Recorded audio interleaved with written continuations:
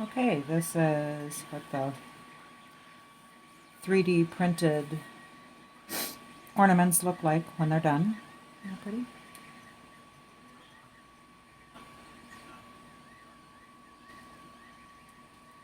As far as when they're printed, they've got a support in the middle, and you can just break that off and take it out. It's just to support it while it's printing. Look at the color graduation. This one's all gold. By the time it's time to start a new one, it goes from that gold to a more bronze color.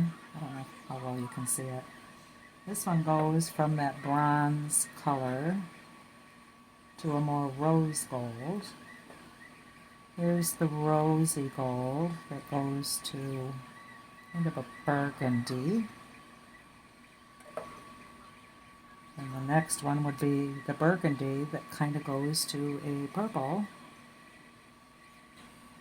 This one was next in line.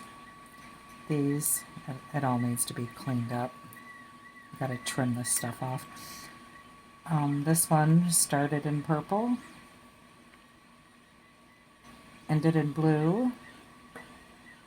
This one started in blue, ended in a green color. This one's kind of different. Started with the green color, and we're back to the gold. So then I used these little rosette things,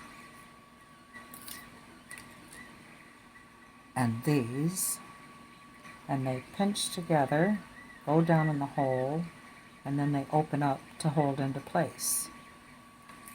And this is the finished project. See, it's got a nice little holder to hang it on your tree.